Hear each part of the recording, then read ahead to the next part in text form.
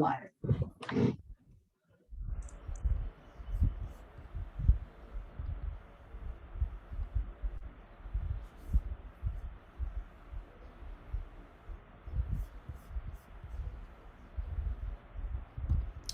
gonna just wait a little. If maybe you can hear me, we're just gonna wait a little till we see you. If you could let us know you're here in the chat by just saying hi. Where are you? How are you feeling today? Let's just do a little emotional check-in. How's everybody feeling? You can share how you're feeling by, hey Julie, I see you again. Nice to see you again. You can share how you're feeling by expressing it through a weather. So I am feeling very sunshiny right now. You could go ahead in the chat and see maybe you're a little cloudy, maybe a little rainy, but I'm very sunshiny right now because I get to be with you folks today. And get to do some really amazing presentations with some amazing presenters. Hi, Natalie. Nice to see you. Good morning, Veronica. Or actually, yeah, good morning. Hey, Susan. Aloha. I didn't get that. Could you try again? Oh, I don't know what you're talking about, Siri. Don't worry about it.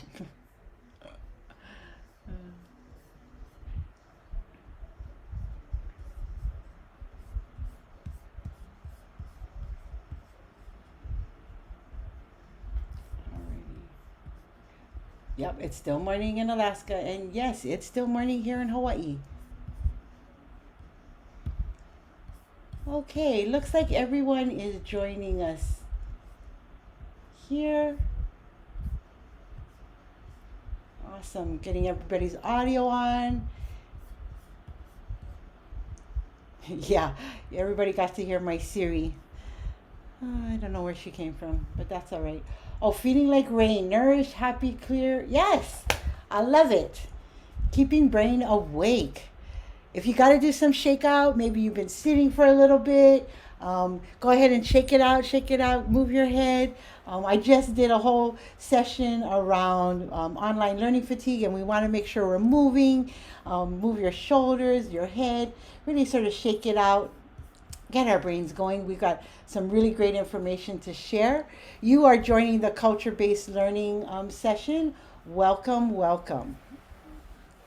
Let's go ahead and get disclaimed.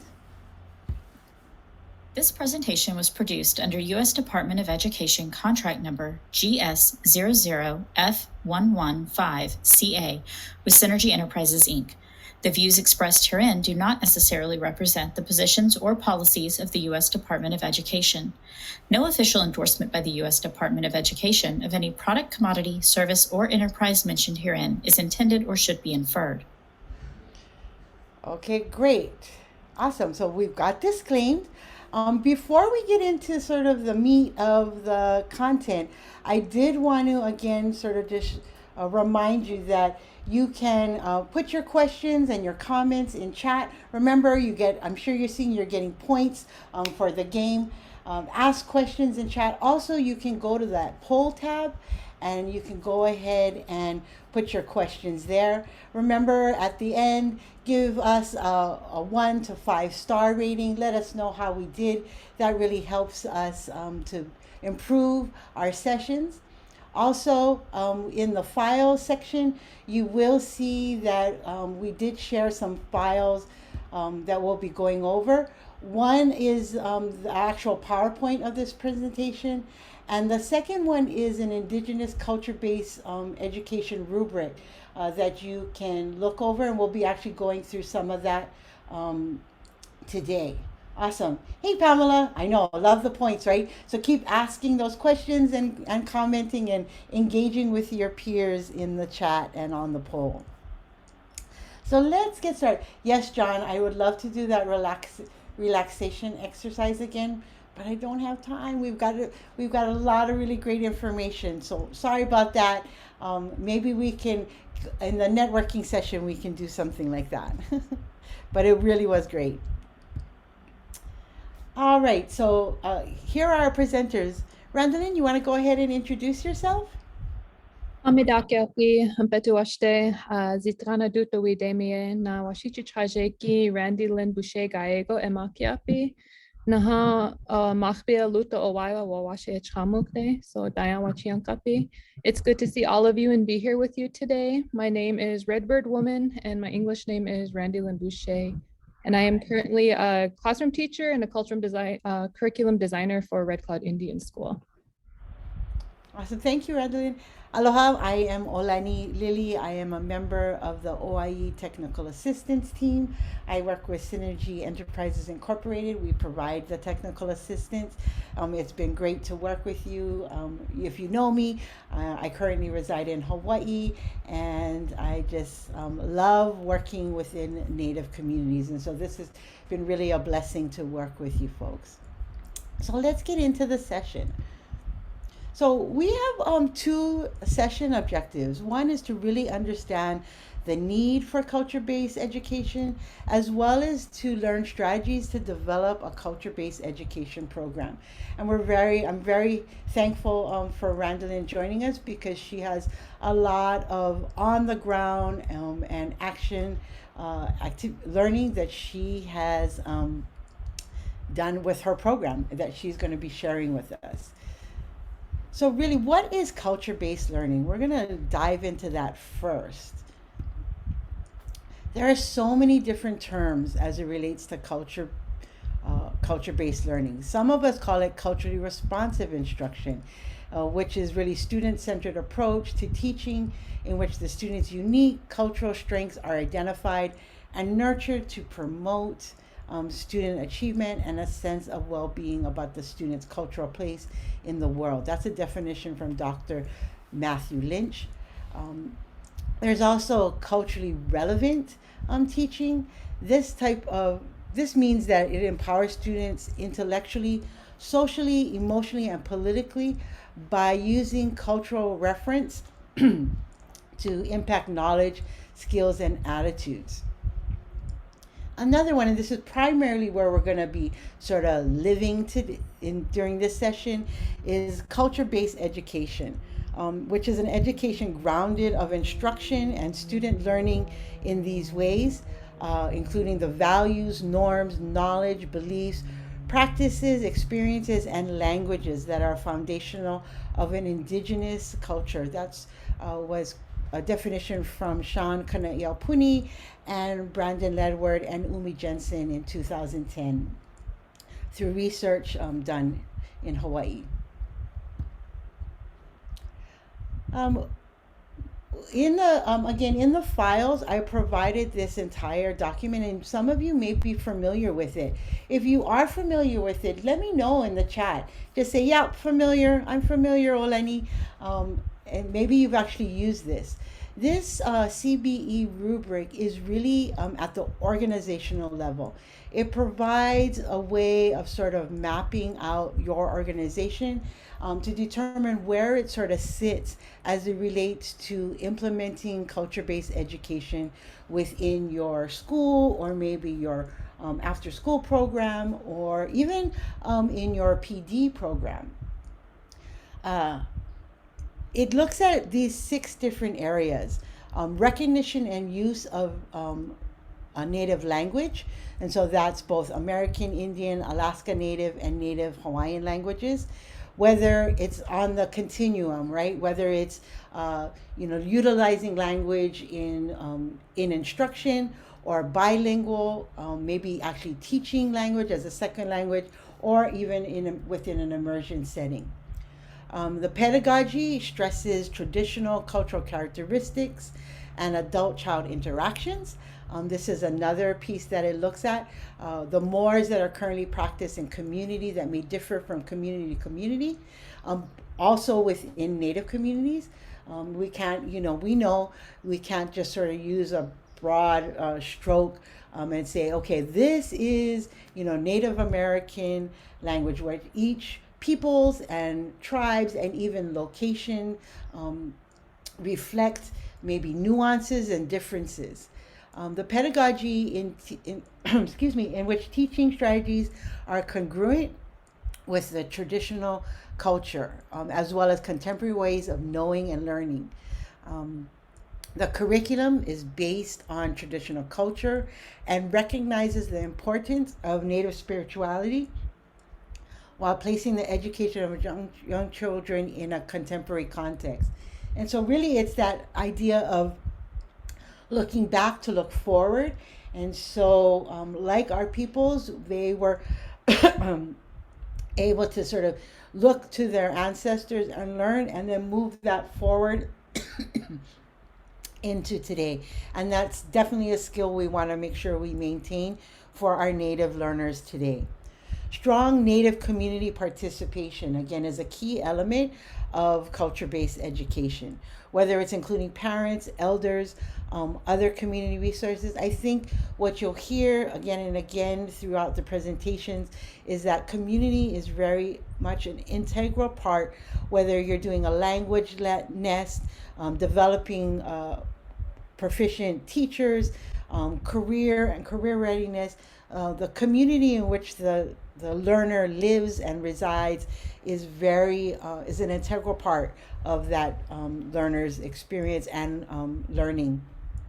Also, knowledge and the use of social and political mores of the community, really getting to know what's acceptable.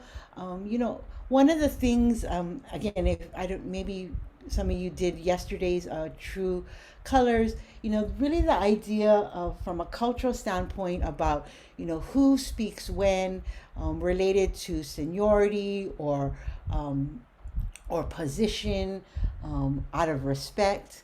Sometimes with Native students, quiet is not disrespectful, it is a showing of respect.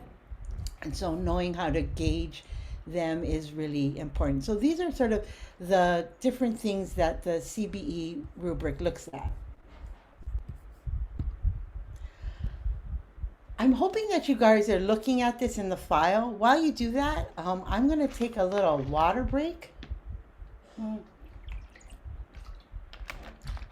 Again, if you were in my earlier sessions, you know breaks are important to me. And so you can go ahead and take a couple minutes to look at that rubric. What I did is I didn't want to go through the entire rubric, but what I did was I pulled out two areas that we could look at. Again, when you look at that, you're looking at this from an organizational or program perspective. And maybe even you can apply this to a classroom.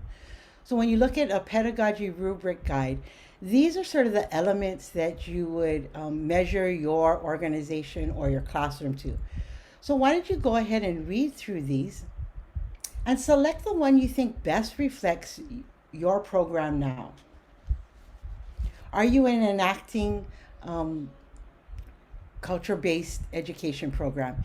Meaning that instructional strategies, teaching activities, classroom management strategies, and the physical environment are organized in ways that reinforce the distinctive spiritual, cultural, and social mores of the community. Is that how you would describe your program? If so, go ahead and share number 4 in the chat. Right on, Bradley. Also, if you're developing, so that's just a step back from enacting. You have plans to become to develop and carry out organizational instructional strategies, teaching activities, and classroom management strategies. So basically, you're in developing mode for number 3. Emerging is really plans are being developed, and so you are getting people on board and working with people to become that entity. And then non-present, present pretty much means it's not present. And that's fine. Just you being here, if you were to rate it's not present, we're hoping that you can take some of these tools and move it to a 2. Awesome. I see lots of 3s and 4s. Boy, you guys could have been doing this session. Great. Also, if you look at this, here are some examples of maybe some strategies or activities that really exemplify this. So use of traditional elders as well as contemporary mentors for maybe a demonstration, supervised practice, monitoring student behavior, testing for both individual and group mentee experience. Instructors have a firm indigenous language base and promote both local and other multicultural knowledge and environments. So really, how are you engaging and incorporating elders and community mentors? Really utilizing cultural practitioners as teachers in the classroom, whether it's demonstrating a practice or maybe even mentoring a student. Also engaging them in maybe a performance-based assessment as the authentic audience or the ones who would be scoring the students and participating in that performance-based assessment.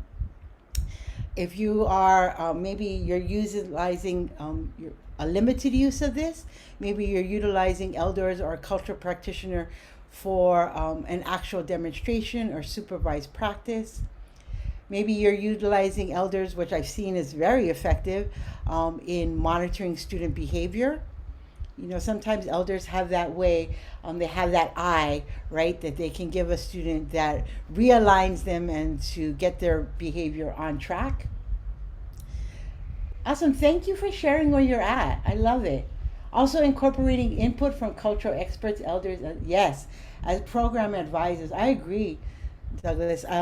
Really thinking about utilizing your community practitioners and elders as part of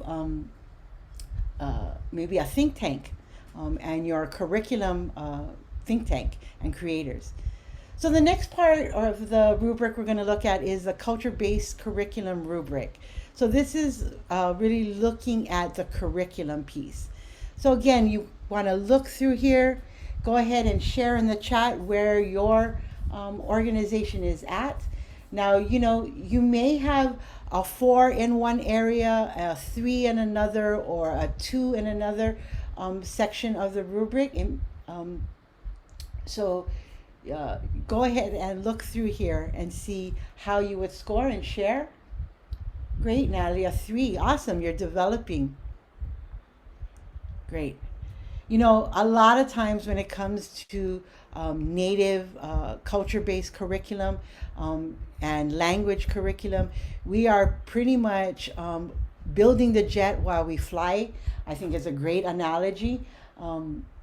It really sort of speaks to teachers having to do that type of work, and for culture-based education programs to provide space for that. Awesome. Great. Thanks for sharing. Okay. And so here are some examples that you may be doing within your culture-based curriculum. Again, for an enacting, if you were to score yourself in enacting, you might be utilizing legends, oral histories, maybe your clan, tribe, or social structures. Fine arts, chants, traditional music, visual arts are integrated. Community is in every part of your program and the culture of the community.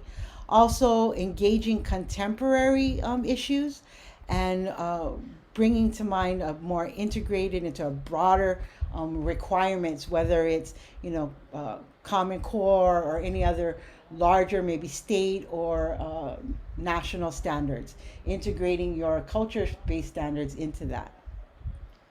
Great. So it looks like a majority of us are 3s, 4s, 2s. Again, there is no shame in being a 2, or maybe even it's not even present.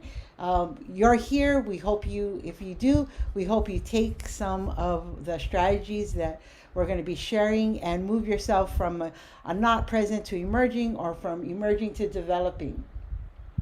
Yes, and that's right, Camille. And you might be a 4 in one area and a 2 in another. And so that really sort of helps to maybe streamline your, whether it's your professional development focus or your curriculum focus, and really helps you develop strategic priorities for coming years to move from emerging to developing and enacting. Now I want to just sort of take a pause. We're going to check on see the chat if there's any questions, and then we're going to move into really some of the action around and have listen to Randall and share. But I'm just going to take a moment to pause. Everybody, maybe if you got to stretch, move your toes, move your fingers. I'm going to take a bottle of water while I look over a sip of water while I look over the chat. Mm. Okay, Julie wants to point out that hers happens during the summer and not through public schools. Yeah, I do know. Oh, they're hostile. Sorry about that. That's a bummer. One of the things is really translating um, culture into other languages that may or ideas that may seem important. And I know, Julie, you're doing a lot of work around native STEM and STEAM, and so that might be, maybe a place that would be more uh, comfortable. I'm going to check the polls if there's any questions. No, no questions yet. Again, if you want to call out your questions, you can go ahead and put your question in the poll, and I'll come back to that. Okay, did everybody sort of take a sip of water, move their toes, move their hands, get some movement? Yeah. Okay, great. So let's go ahead and hear from someone who is doing culture-based education in action. Go ahead, Randolyn. All right, thank you guys. Before we get started, I do want to acknowledge the family here at the Immersion School, and we've been all working together, and it takes many of us to make this happen. So before we get started, I want to acknowledge all of their commitment and their work to making this happen for our children. We are the Machbia Luta cultural-based dual education, immersion education. And you can go ahead and go to the next slide. And we have been going since 2016, but before we get started, I think one of the most important things that we have to do is knowing our community. We have to know where our community is at with our language. This graph here is 9 years old, and that was the last time some statistics were created.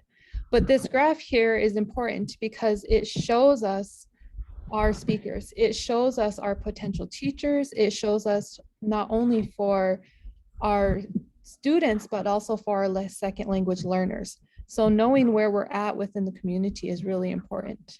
Could you do the next slide, please? Sure. And so with the Fishman's graded intergenerational disruption scale, our community is currently between stage 6 and 7. So if you see here, stage 6 says language is spoken by all generations, including children. Stage 7 says some culturally active speakers. Currently with our immersion program that started in 2010, we had children in an immersive daycare setting. Those children are now 3rd through 5th grade and at different levels of speaking the language. So right now, that's where we are at. I think this is really important to know because as we teach the language, as we work in the community, we're working with the children, but we're also working with second language learners.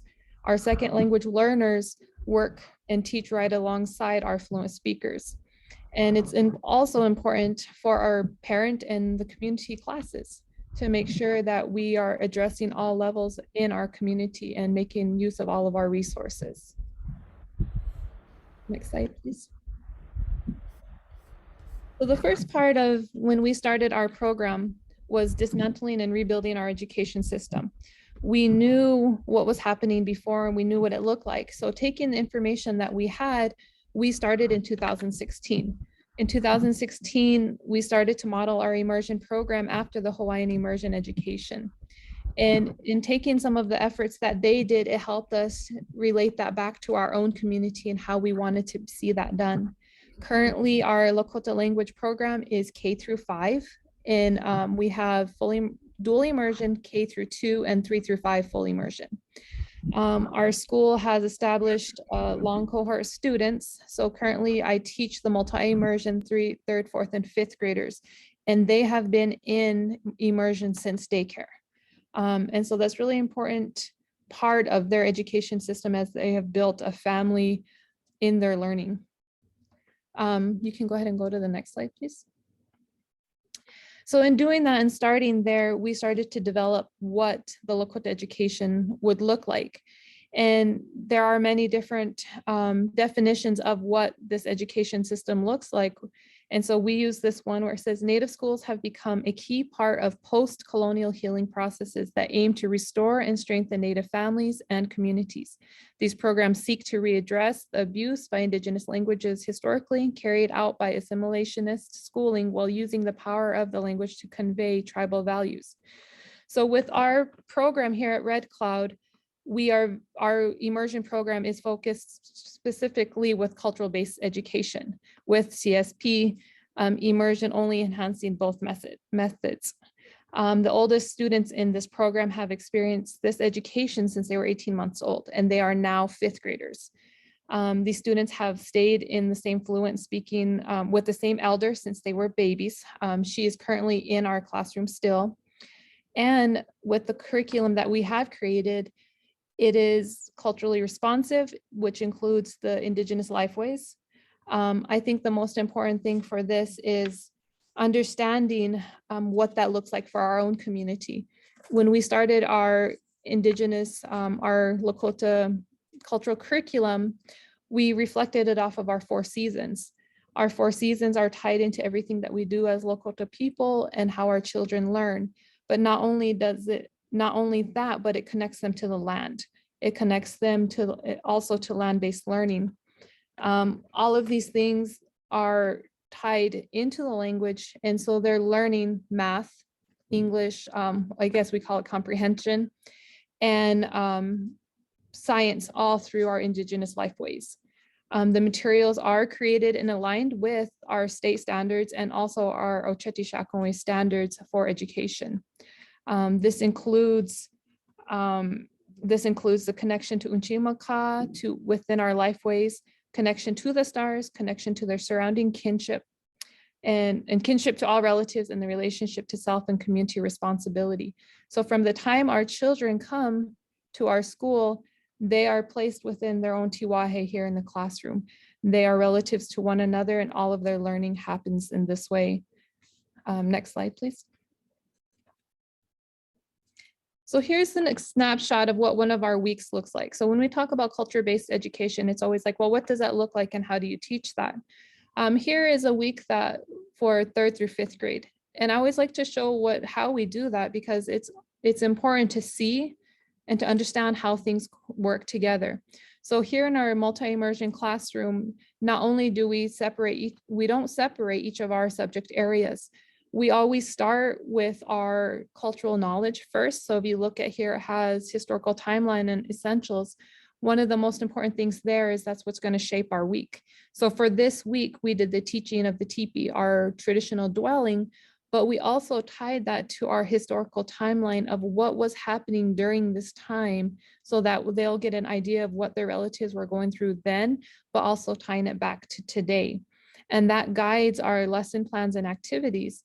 So if you see here in the spring of 1876, the children are learning about their history and they're tying that into today. So we tied that into their social studies classroom where they talked about where the people gathered during the springtime and how we still gather there today. They also learned about the Oceti-Sakowin and how we arranged ourselves as relatives to build a larger community down to our own Tioshbayes. And in doing that, we also do that within our classroom and how we arrange ourselves and how we sit according to age and according to the role stages of life. So those things, like the action part of it is in the language, is really important. So they get a hands-on approach to it.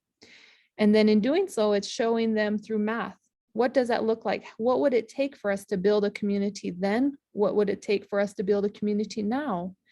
And taking that all the way back to sustaining a community. So if we do gardening, what would it take to sustain our community of 18 teepees?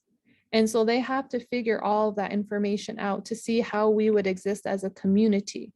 And so it becomes a hands-on approach. It becomes land-based learning. It becomes cultural-based education. All of it together is essential in order to make it happen.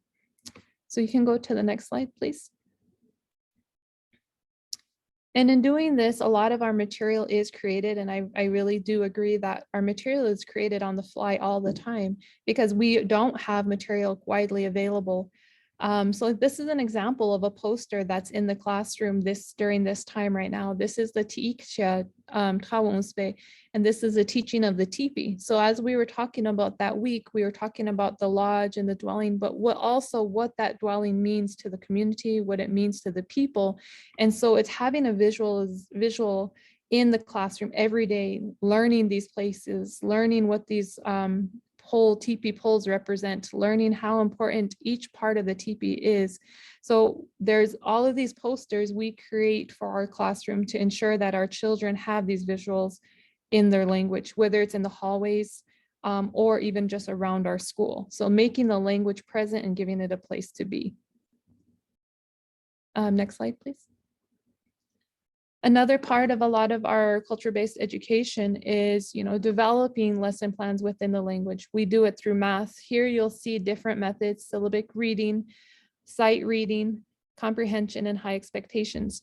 Cultural-based education. All of these are really important because each of the grades have to have materials in the language that are tied to their learning level.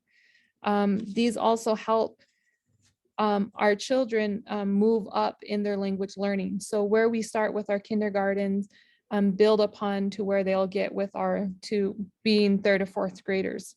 Many of our staff are consistently working and making sure we have these materials available for each of the grade levels. Next slide, please. Another part of our program right here is the literacy project. We feel that the most important thing for our children in learning their language is seeing themselves in the books, seeing themselves in the material we create, because they then own the language, they own a lot of these materials that we create. They're created for them, but a lot of times we have material that's not relevant to them. And so we have spent time creating close to 150, I think we're at 150 books or more that are all based on them. These are based on different teachings they've had throughout the year. They are based on some of our traditional stories. They are tied to some of our sacred sites. So like the first one you see here, the Tatanka Ktepi, was the fall harvest of our buffalo relative. And the children got a hands-on learning of what it meant to prepare our relative, to butchering our relative, to understanding why we do this in the fall. And in creating that book and showing them that they're the ones, the important ones in the story. Another one here is with our young women when they went to state and showing them the significance of that. Another one here with Woksape is one of our values. What does Woksape look like? How do we teach that? How do we create a story that's tied to our own little community here? The last one here is a book about Wind Cave, which is one of our sacred sites in existence.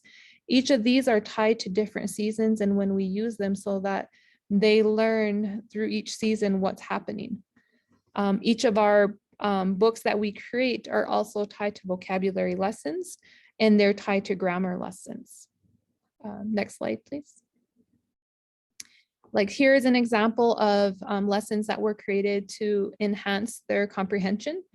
Once they do read the story itself, it is set up into a lesson that also includes a lot of vocabulary and how it's used. We work with them on conjugating properly and being able to speak through proper conjugation. A lot of these lessons that we create, we do use a lot of online apps. We do use Nearpod, an app that's also useful for assessment of language comprehension. We use Boom Cards, which is also helpful in language assessment. We use Pink Hat Games. We've also used Kahoot, just trying to utilize many different apps that have helped with language work. Another couple ones that we use that are Lakota specific is a math game called Making Camp Lakota, where the children are able to practice math tied to culturally relevant areas, but it's all done within the language. We also use Unchi Wichoye, which is a game where they have to earn feathers in language learning. So however many words that they remember and they understand, they move up each level and they can earn feathers for that. Another one that we use for is Owoksape, which helps them with their vocabulary comprehension. That has been very useful as well. Next slide, please. All of these apps are very important with language increasing fluency and language comprehension. Every lesson that we create has in this one here is actually boom cards that we use. These boom card apps are tied to each storybook with the vocabulary that's in it. They are at different levels of understanding. Some of them will be towards a first grade level. Some of them will be more advanced towards a third grade level. They all incorporate the lessons also tied into the stories. So each time we have a new book coming out, we review the vocabulary first so that they understand what the story is about. Repetition is really a big part of their learning and ensuring that they understand what we're teaching. Next. Another big part of our program is the Heritage Reading Program. This was actually inspired by our principal who had heard of Paulo Freire's approach, and she wanted to bring this into our school. So all of us teachers started to come and create a list of all the books that we would want our students to have access to. And in doing this, they're reading in Lakota and some of our few of our English speaking classrooms as well as in English. They had to read the designated amount of time in order to earn a free book. And so this is just a picture of some of our books that we have purchased. We have books at all grade levels. They are all by Indigenous authors. And our students were very happy about it because they could not only were they reading about their own communities, but they were reading their own stories again and being able to earn those. So this has been a really big success with our students as they like to earn these books. Next, okay. Another part of what instead of earning books, they also have the option to earn Machbia Luta dollars. So this was also part of our encouraging our students to walk in a good way. Not only for reading, if they read, they got $1 per 10 minutes. So it's designated per grade level. But another aspect of this that was really important was encouraging our students to be good relatives to one another.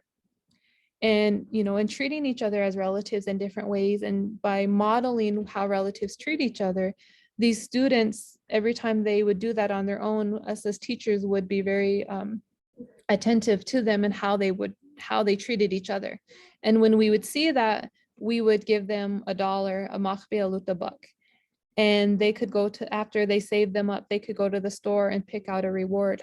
If you see here in this picture, a lot of our merch has our Lakota language with it, and it says Unyawa Pikte, which means we are reading. And really to show them that when we read in Lakota, we are gaining things. We are, speaking our language, we are learning our language. And, and showing them that this is cool, this is great, going to their level and showing them what it looks like is really important. Another part of the reading incentive is reading with an elder, having the elder read traditional stories with the kids. And like our kindergarten and first and second grade, that was, they're beginning to read. So making sure they got that reading time with elders, with somebody in the language or with their teacher. Was really a good way for them to build that relationship with the elders in the classroom. So overall, this is kind of I always say this is a brief showing of what our program has been. There's so much that goes on a daily basis between the work with the elders and our second language learners, that we have classes that take part during the day. We have elders working with us as teachers in order to help these students learn through the day. There's so much that goes on in a day-to-day basis that sometimes it can become overwhelming, but at the end of the day, when you hear the children speaking the language, you know that you're gaining something. You're gaining so much so that the future generations have the language. And so, for us going forward, we changed our education system here. this is what we want for our children, and this is what we know is necessary. Thank you. Awesome. Thank you so much. That was great. Let me go through. I'm going to take a pause. There was a couple of questions in the chat. Um, One was really, I guess, maybe a call out from Mark, wanting to maybe get together with some other schools that are utilizing traditional ecological knowledge within an environment that is providing language classes after the regular school day. And so maybe you might want to, in the networking session or maybe on chat, want to connect with Mark and share your learning. One of the other questions was, Randall, are the apps you listed in creating your books and materials, can you share that or provide that? And are you willing to share resources, curriculum on a deeper level?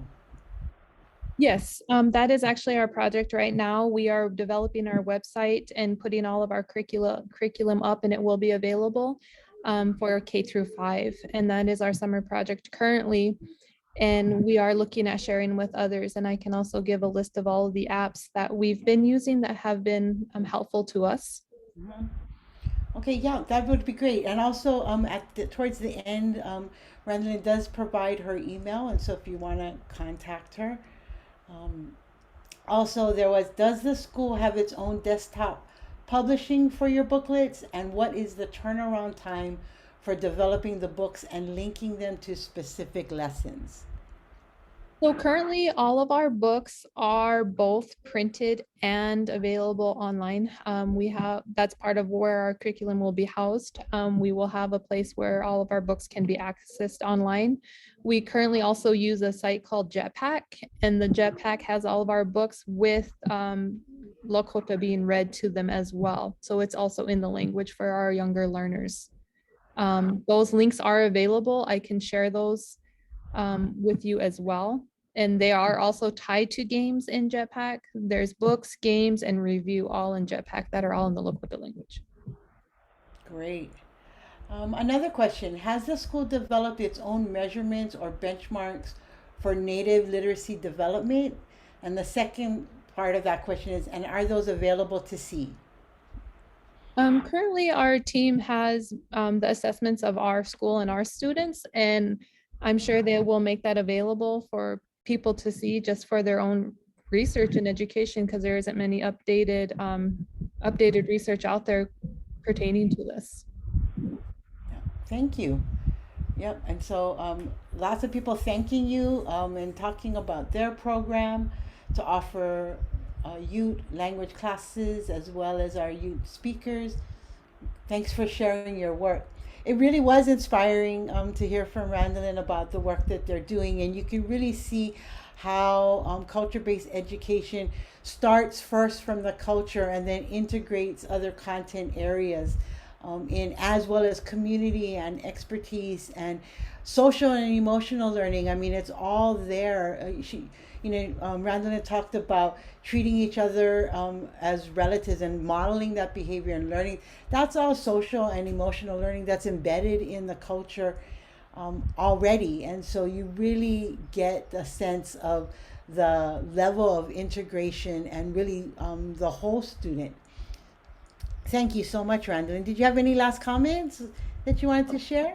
Yeah, actually, I totally forgot. Right now, one of our biggest projects right now is we are working on building an outdoor classroom. Currently, we do a lot of land-based research, land-based education with our students, but in the coming year, we hope to have a space itself just set for outdoor learning that will be all culturally specific curriculum. Awesome. So something that I'm looking forward to. Yeah, I mean, because that's really where the culture lives, right? Is outside a lot. So great. Congratulations on that. That's a great achievement. Yes, thank you. Okay, so that was some amazing content again, and we're going to switch gears a little bit. If you need to take a sip of water, let's take a couple seconds for a sip. Move your toes, stretch your neck, just sort of like stretch out your body, move around, and then we will move forward. So I'm going to be providing just maybe one example of how you can build a culture-based program. And this is something that I got to work on and see actually happen. We're going to take a minute. So here, John, here's your little meditation, except this is a little specific meditation. We're going to take a minute to just think about how our ancestors were educated. You know, Randall talked about dismantling and reinstating an ancestral model of education. So I'm just going to be quiet for a little bit and just think back to an ancestral model of education and what are those elements.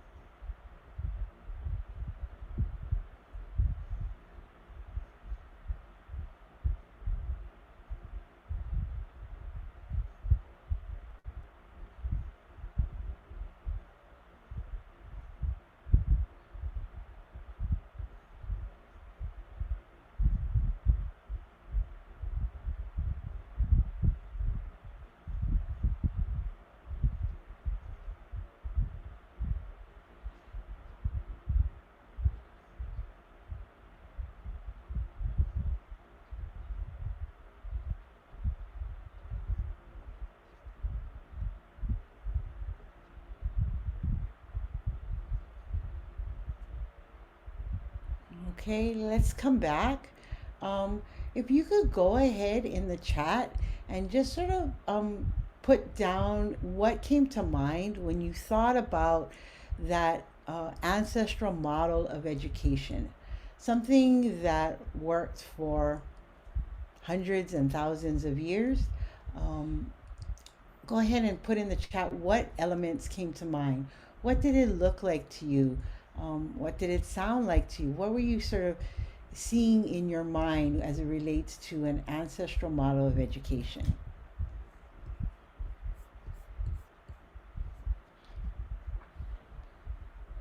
Oh, nice. Survival skills, around the fireplace teachings, commu- watching and paying attention, survival based environmental literacy, yes, animal literacy, communal learning, long walks, stories, nice, oral traditions passed down, no negative criticism, learning by doing, yes, hands on, intergenerational,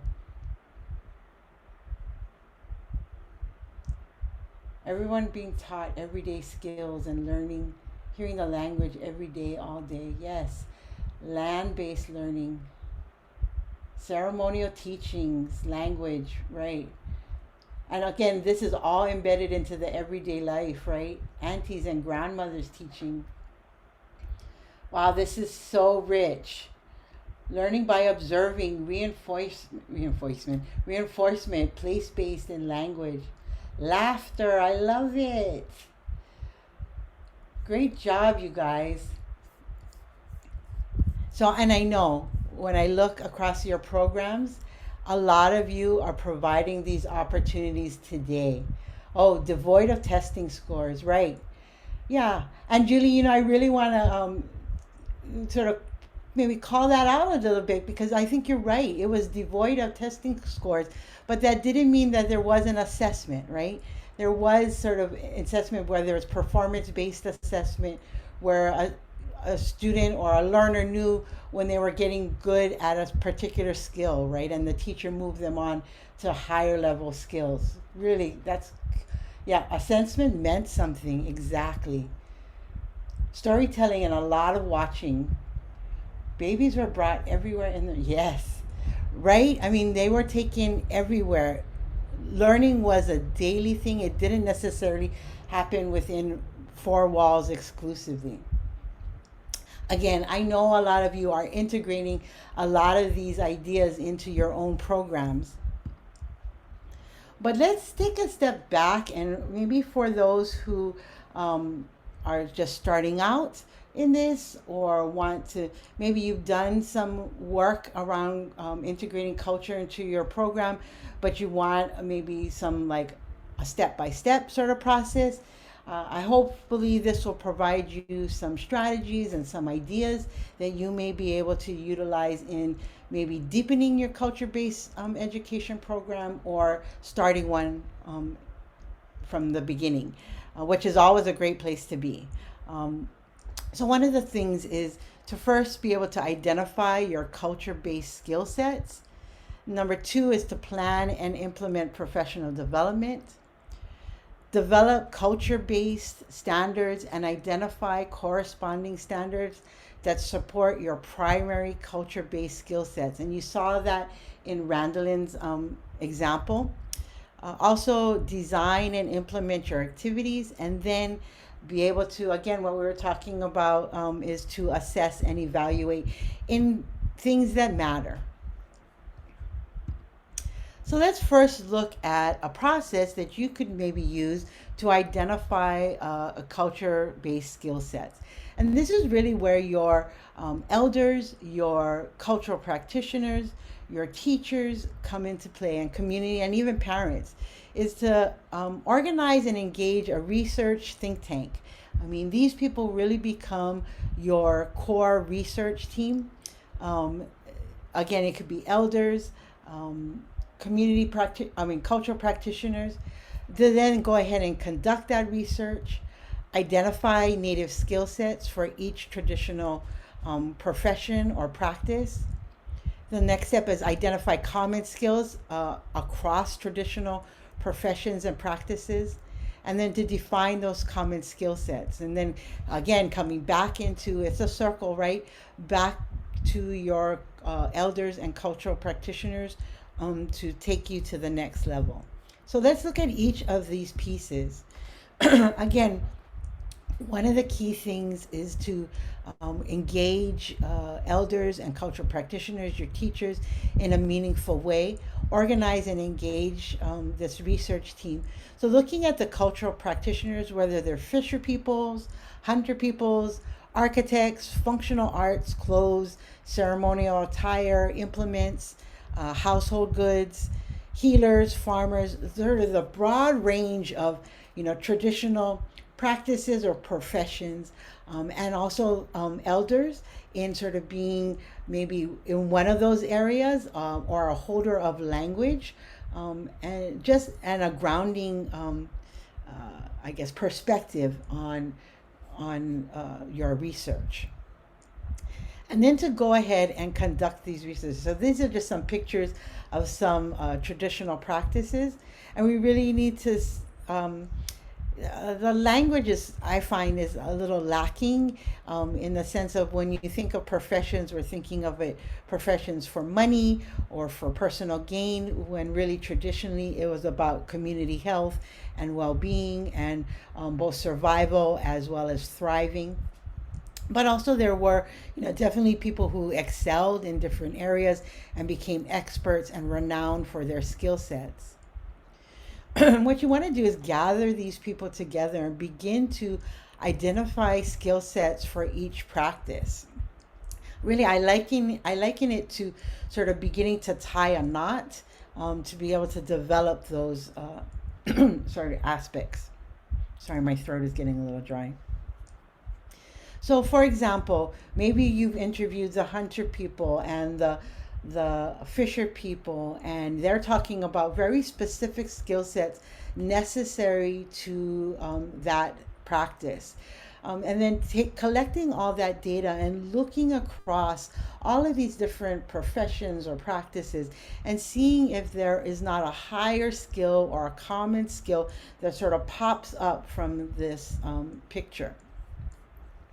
One of the things in doing this at a school that I worked at, we noticed was one of the common skill sets that popped up was observation. And so whether you were a hunter or a farmer, or even maybe you needed to create implements, household implements, you needed to be and have a keen, I think some of you mentioned, observation skill set. So we saw keen observation as a skill set that was common across all the practices. And so after that, what we did was we named that skill set and then defined it. So really it's around keen observation is that the student has a relationship with a particular environment that allows them to watch closely, examine, observe, and forecast based on what they see, smell, taste, hear, and feel. These skills can be used in both utilizing both traditional and modern tools.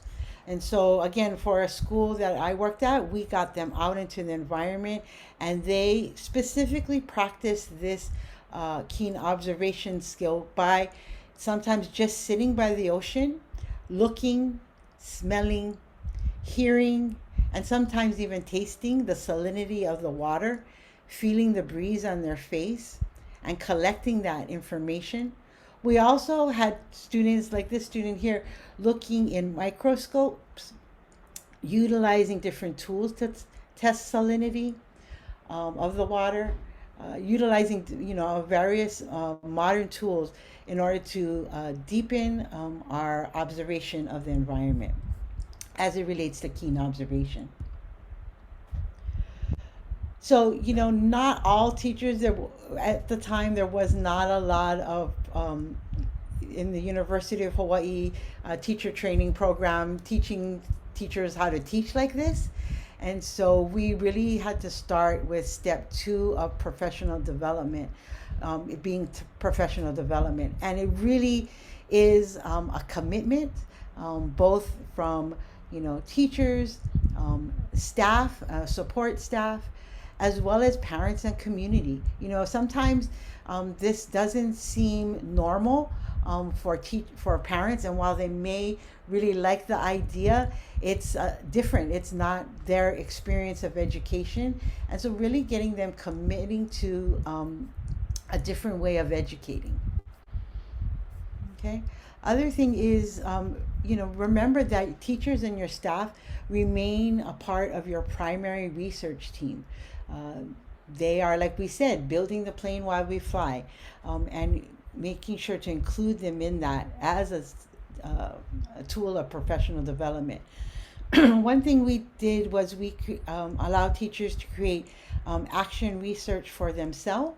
So for example, with keen observation, we had our kindergarten teachers, they did a action research project, and they teamed up as a team to look at how to get kindergarten students to stop and see and name appropriately, utilizing the Hawaiian language, shapes in nature. And so that was one way they wanted to see if they could enhance a kindergartner's ability to develop their skill of keen observation. And also, you have to reallocate the resources. So for example, if you're getting out into the environment, you may need other school supplies. For example, we had to have all of our students take swimming classes because our environment is near the ocean. So it not only teaches students and helps them while they're in class, but also when they're living within an ocean community. We also had to spend more money on transportation, taking them out into those environments. Another key piece was around communication. We had to communicate both internally on a regular and consistent manner, as well as externally, sharing the work we were doing to bring the system along and our parents and our community along. And so this was all a piece of our professional development. This shows a little bit of the teacher action research questions that came up with. Here's that explanation of that kindergarten. What do kindergarten data collection preparation activities include? That was one of the questions. How do using keen observation skills enhance math skills? That was a third grade question. Another question, what is our process for identifying and fulfilling vocabulary needs stemming from keen observation? And so we did have to go into a lot of research around colors. We had sort of our standard, what I want to call standard Hawaiian language color vocabulary. But when you're out in the environment, there are different shades to a cloud. They're not just all white, right? And there's different shades, and there's different terms for those different shades. And so, what in this for this grade level, they did a lot of research around pulling out the vocabulary that they needed, and then also utilizing data collected from their observations. How do we build students' ability to create high level questions? And so that was an upper grade. They were needing to create research based questions for their science projects. And so it was really the teachers trying to figure out how do they take their observations and have students develop high level questions based on those observations. What would happen is every year at the beginning of the year, the teachers would pick a research project, and it could be one question, could be for multiple years. We actually encourage that. And then they would collect research and data throughout the year. And then at the end of the year, we would have a research conference where all the teachers would share the results of their research, and also a celebration afterwards. And so that was how we integrated sort of flying the airplane and building it at the same time, professional development. And it really was, again, not administration saying what they should study, but more teacher led, which created some really great results. So once you've done some professional development, the teachers have gotten in there, and they're wrestling with this idea about how to teach, the various grade levels, keen observation. One of the things is getting them to then sit down and think about scaffolding the skills. You kind of don't jump. I guess when you're building the plane, you need some piloting time for teachers to really get a sense about where their students are and how they're going to get them there. And I really want to encourage, if you are doing this, to keep teachers within the same grade level or project for multiple years, because that helps to deepen a teacher's teaching strategies as well as their knowledge as it relates to that grade level and the development of those skills. So when it comes to scaffolding skills for students, you want to, again, engage your research team, define those scaffold skills, and identify standards or skills that support the development of a culture-based skill set. So let's take, for example, the skill of keen observation. And so here are some of the culture-based standards that were developed. One, for a kindergartner, is their ability to draw a picture of things in nature using correct polygons. Okay, so you can see both you have a keen observation skill as well as, a math skill. You can see there, again, grade 3, to conduct self-directed observations for a period of 10 minutes. So this was the beginning, our first sort of standards. We thought 10 minutes was a stretch, but as the years went on, we were able to actually increase the minutes. And also for them to be self-directed, right? To be able to engage on it on their own. And another skill related to keen observation was to be able to record observations on a data sheet utilizing checkboxes and written descriptions. A really cute thing we had first graders who we would send out to observe, the sky, and we'd have these first graders drawing like polka dot clouds with, rainbow colored and unicorns in them and flowers in the clouds, which were really cute. But we really had to like say, that's great, we're going to do that in art class. But for right now we're doing data collection and keen observation. So we want you to show exactly what you're seeing. So we had to sort of readjust.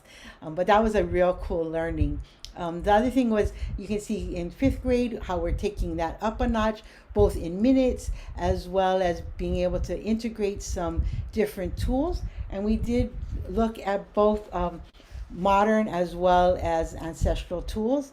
And then you can see grade 9, what that looks like, conducting self-directed observations, focusing on inquiry investigation. Then the next step is to look into whether it's Common Core or another, maybe state standards, and to pull out those support standards. Now, the way we did this was when we were developing the culture base, we had all the teachers across all the grade bands working together to scaffold those the skill sets around grade bands. And then we interconnected to make sure there was connection between the different grade bands. At this level, when we're looking for corresponding support standards, what we did was we divided the teachers into both language and math standards. So we looked specifically in Common Core and identified those standards that best supported the development of keen observation. So you can see here a Common Core standard to correctly name shapes regardless of their orientation and size. And of course, because we were immersion school, we were expecting that the correct language terminology would be used. And then of course, again, in the language area, you have the speaking and listening.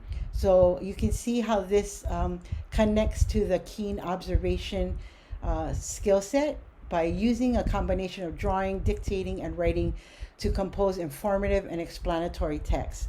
So you can see how that connects to supporting the keen observation skill.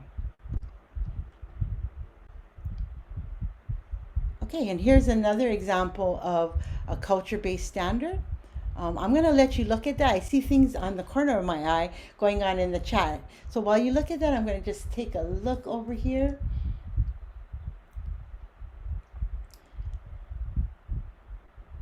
Oh, it's awesome. To walk without missing anything, inside and out. Nice. Oh, I love these comments. What do you feel as well as see, hear, smell, taste, and touch? That's great. Okay, so you can see again an example of fifth grade culture-based standard. Excuse me. Again, around key observation, you can see how we scaffold up around that and relate both a math standard and a writing standard. Do you folks have any questions? I'm going to just stop and take a little pause here.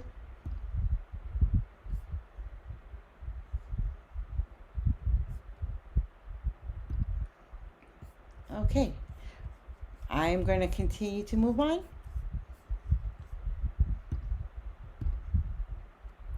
Step 4, designing and implementing your learning activities. So like Randall was saying, the environment becomes a critical learning partner as you engage in culture-based education, as well as native language becomes core to learning activities. Whether you are doing full immersion or bilingual or a blend, or even just integrating language in your curriculum. The other thing is, unfortunately, right now, you can't buy this curriculum, and I don't know if we really want to get to that place where we're doing that. And so again, like I said, you are building the plane as you fly it. One of the key things, again, you have to, as an administrator in the school, is to readjust your priorities, particularly when it comes to engaging in the environment. It does require realigning your budget to make sure it's all, supporting that development. And then fifth is to look at culture-based assessment practices Performance-based assessment, like some of you have said in the chat, is really probably one of the closest native sort of oriented assessment practices. It's phenomenal for both engaging the learner but also the community. In a lot of native assessments, they are learners are set up to succeed, not to fail. Challenging and connecting to those outcomes. I think it was Julie who said, making the assessment relevant and meaningful, and meaning something. Again, a lot of times when we look back at ancestral models of assessment, sometimes there was life and death. Sometimes it was assessment that was connected to the health of and the prosperity of a community. And so they had meaning and preparation and community, as well as being a part of that assessment. Students set up for success. Again, connecting to environment, place, practice, and protocol, all critical elements of a culture-based assessment. I'm going to run through these. We're almost at time. We want to make sure that, again, when you look at keen observation, here's an example of maybe an assessment option. Grades 3 conduct self-directed observations for a period of 10 minutes. What does that look like? That's really about a teacher walking around in the environment, timing students, seeing that they're engaged, checking their data sheet to really make sure that they're engaged and being able to be self-directed. So we have some of those options. So what would culture-based learning look like in your program? Let's just take a minute, go ahead and throw that in the chat, and share with each other what that would look like.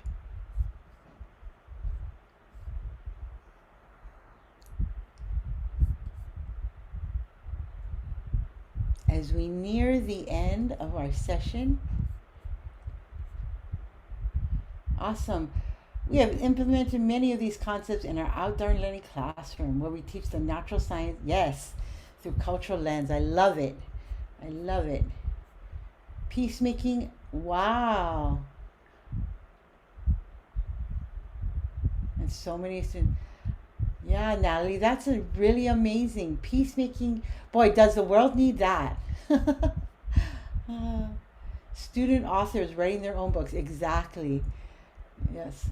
That's one of the great things also about a culture base is that, students go from being learners to just sort of taking in knowledge to actually producers of knowledge and sharing that. So it's really whole circle. Susan, learning language through a process such as baking bread. Yes. Yes. Very active learning. As we kind of near the end, I'm going to go ahead and check the polls if there's any questions. I'm guessing this is a question related to Randolin.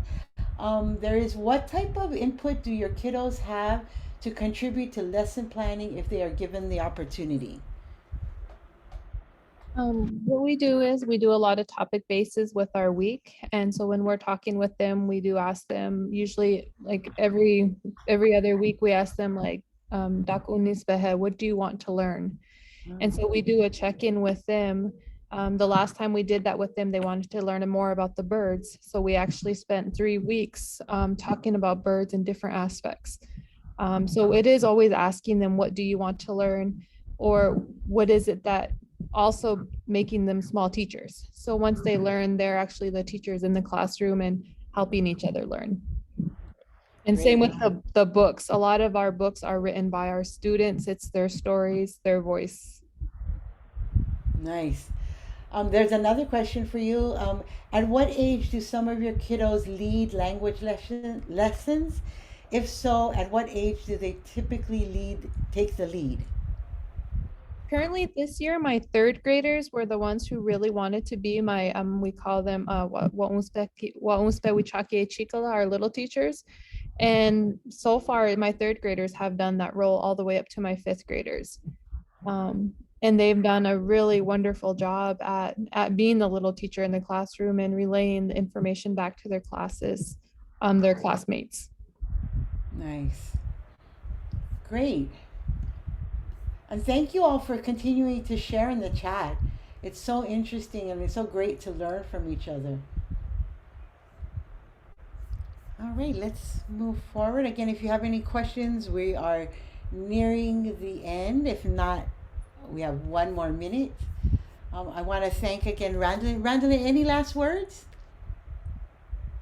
Thank you guys all for being here today. And I would love to hear about your guys' programs, what you guys are doing. I feel like we all have answers for each other and resources for one another. So let's continue that. And I hope that you all have a good day. Thank you. And thank you again. Mahalo, everyone, for joining us. Don't forget, if in the polls you could sort of let us know how we did. We would really appreciate that. Have a wonderful day. Aloha.